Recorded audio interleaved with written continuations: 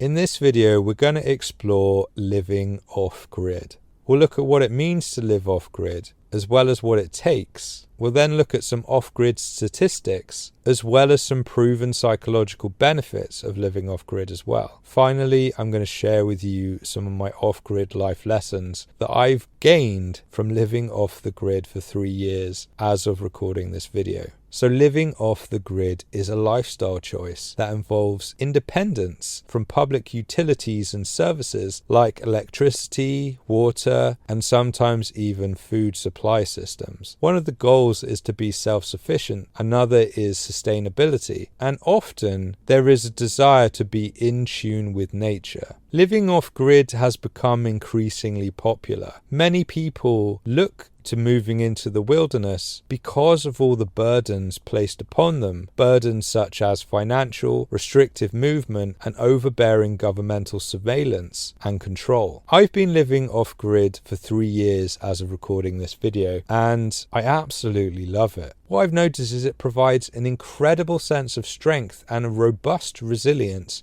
in all life areas, from physical, mental, and emotional to spiritual, all at once. It isn't an easy lifestyle though. It takes a lot of mental and emotional resilience, as I mentioned before, as well as a lot of physical strength and endurance.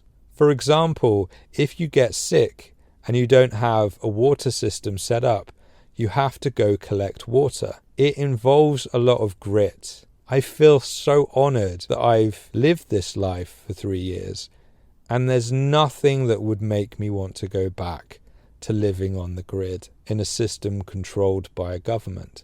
Let's look at a few statistics on off-grid living. Among those who choose this lifestyle, 62% cite environmental concerns as a significant motivator, while 48% are motivated by the prospect of self-sufficiency. Approximately 33% of off-grid families report significantly decreased living expenses. Most people living off-grid, around 68%, report a higher sense of happiness and fulfillment. People may have many different reasons for going off-grid. For me, the wilderness is the only place I truly feel safe, and that's been my main drive for being here. I've never felt safe in a city or when the decisions of my fate are based on a government or council. With that in mind, let's dive into the psychological benefits of living off-grid. 4 proven psychological benefits of off-grid living. Voluntary simplicity. Reducing materialistic desires can lead to less stress and higher life satisfaction. Mindful consumption. Awareness of your needs versus wants can lead to a healthier psychological state. Mindfulness in nature. Spending quality time in nature can help reduce stress levels and improve mental well-being. Digital detox. Limiting or eliminating screen time can contribute to better sleep, concentration, and emotional well-being.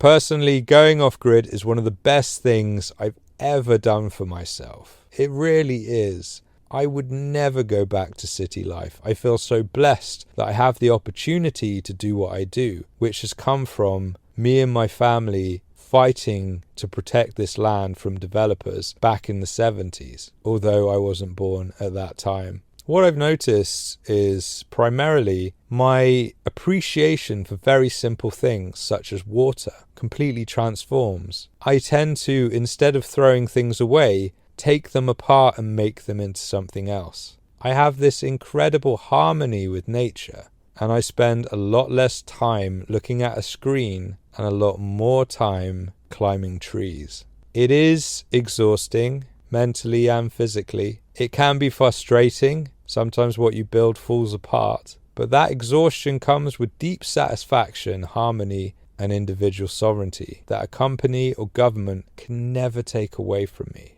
During these 3 years, I've learnt some very hard lessons. Here are 5 for you. I hope they help you too. Focus on what saves you the most time and resources in the long run. Panic buying items or getting lost in thousands of creative projects is counterproductive. Instead, focus on the absolute basics. shelter, fire, water, food, in that order. It may seem impossible because you haven't started yet and you don't have the experience. Remember, you have way more resourcefulness than you realize. It helps to break enormous challenges like being 100% self-sufficient into smaller tasks, such as growing potatoes, and focus on the most necessary challenges / smaller tasks first.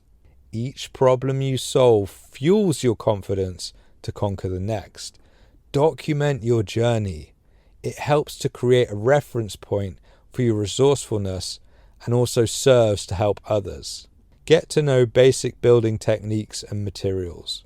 When possible, always opt for the most natural, though there is nothing wrong with using something that solves a massive problem cheaply if there isn't the money or a natural solution that works. For example, natural hydrochloric lime doesn't poison the air, sheep's wool doesn't irritate the skin, etc. Polycarbonate sheeting doesn't cost the price glass does for a greenhouse and can be better insulated in some situations. For more free resources, updated and added to regularly, go to the free help button at the top of my website, untamedadvice.com. Remember, you can get a free counselling session as well. Simply go to my website and click on the Get Your Free Counselling Session button, and I look forward to meeting you soon.